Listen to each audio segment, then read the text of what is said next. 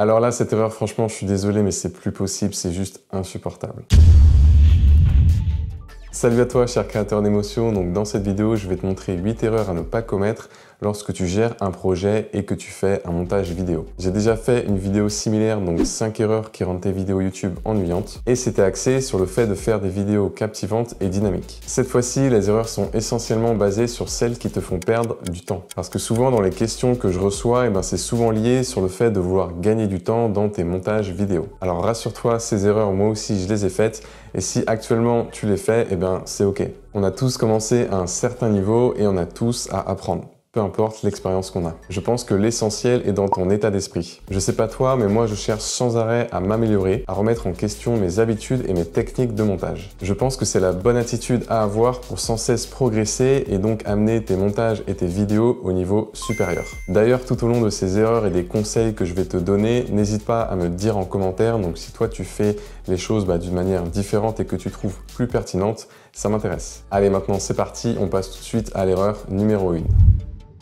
Ne pas structurer tes fichiers, donc que ça soit tes rushs, tes musiques ou toute autre ressource. Lorsqu'on vient de terminer un tournage, des fois on est un petit peu pressé, on branche vite fait sa carte SD ou son smartphone pour envoyer les rushs et du coup on peut oublier une étape très importante, l'organisation des fichiers dans notre SSD. Que ce soit pour tes rushs, tes musiques, tes plans de coupe ou toute autre ressource, il faut que tout ça soit bien organisé dans des dossiers. Pourquoi? Tout simplement pour t'y retrouver, pour que ça soit plus clair pour toi et pour gagner du temps par la suite. Dans tes vidéos YouTube, il y aura toujours des fichiers que tu vas réutiliser, comme des musiques, des plans de coupe ou des b-roll en anglais, des sound design, etc. Et si tu as mis ces fichiers un petit peu n'importe où sur ton ordi, tu vas mettre un temps fou à les retrouver quand tu vas vouloir les réutiliser. Donc prends le temps de bien organiser toutes tes ressources parce que justement sur le moyen long terme, du temps, tu vas en gagner. Si jamais ça t'intéresse, j'en parle dans cette vidéo, je la mets en fiche si besoin.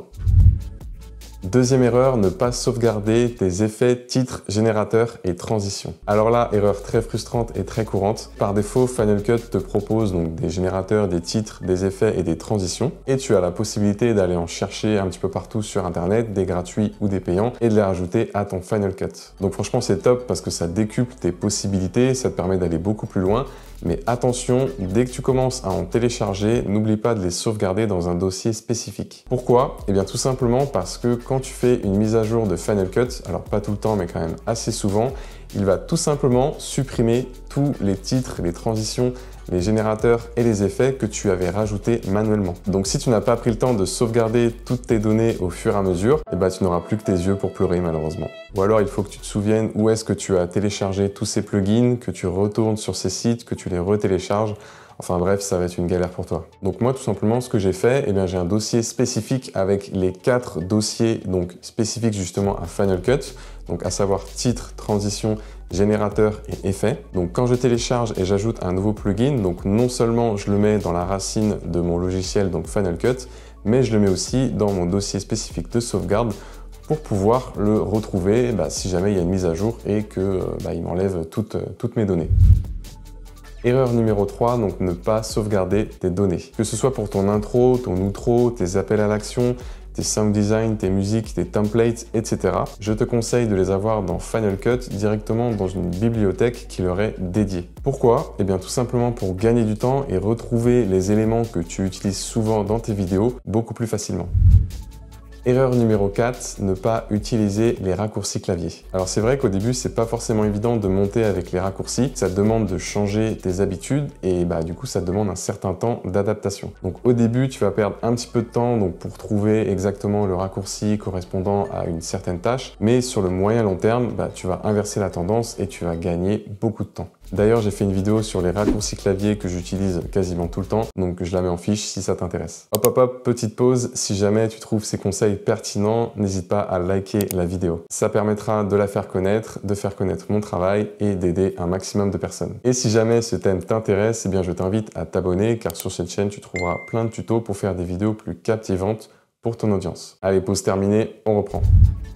Erreur numéro 5, ne pas utiliser l'Adjustment Layer. L'Adjustment Layer, c'est quoi? Eh bien, c'est tout simplement un calque d'effets que tu vas pouvoir mettre sur un ou plusieurs plans et qui va pouvoir te permettre donc de modifier la colorimétrie, de mettre des effets, de jouer avec les images clés, bref, de faire plein de choses. L'avantage, c'est que ça va te permettre de ne pas toucher directement à tes plans et d'y voir plus clair. Moi, j'utilise tout le temps maintenant, donc que ça soit par exemple pour faire des zooms avec les images clés ou avec le Ken Burns, ou encore pour donner un look particulier à ma vidéo, donc en mettant des effets ou des luttes. L'Adjustment Layer n'est pas disponible par défaut sur Final Cut. Si tu veux le récupérer, je t'invite à télécharger mon guide gratuit pour faire des vidéos plus captivantes, tout simplement parce qu'il y a une partie dédiée à cela et je t'explique comment l'utiliser et comment l'installer bien sûr sur ton logiciel. Tu as le lien en description si ça t'intéresse.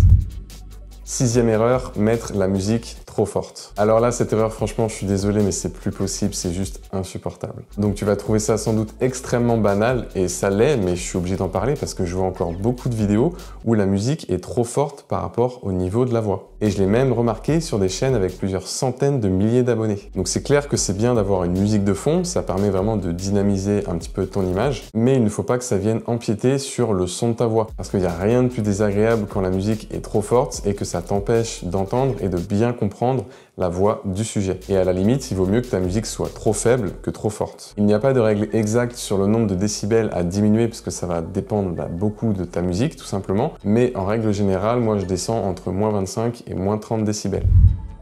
Septième erreur, ne pas scripter tes vidéos. Pour faire des vidéos captivantes avec un bon taux de rétention, donc c'est-à-dire que tes spectateurs restent un maximum de temps sur ta vidéo, il faut absolument que tu les scriptes. Tu as essentiellement deux types de structures pour faire des vidéos captivantes. Soit tu racontes une histoire, soit tu résous un problème ou tu réponds à un besoin. En fait, il faut que ta vidéo ait une structure bien précise ou qu'il y ait au moins les grandes lignes, à savoir donc une ligne directrice. Donc déjà, ça va te permettre de ne pas te perdre, mais ça va aussi te permettre de créer des vidéos donc plus intéressantes et captivantes pour ton audience. J'ai fait un live dédié à ce sujet où j'en parle en détail, donc si ça t'intéresse, je la mets en fiche. Alors je sais que ça fait beaucoup de vidéos en annexe, mais le but ici, c'est pas de rentrer dans le détail, sinon la vidéo serait trop longue, mais j'ai quand même envie de te diriger vers des vidéos si tu veux aller plus loin.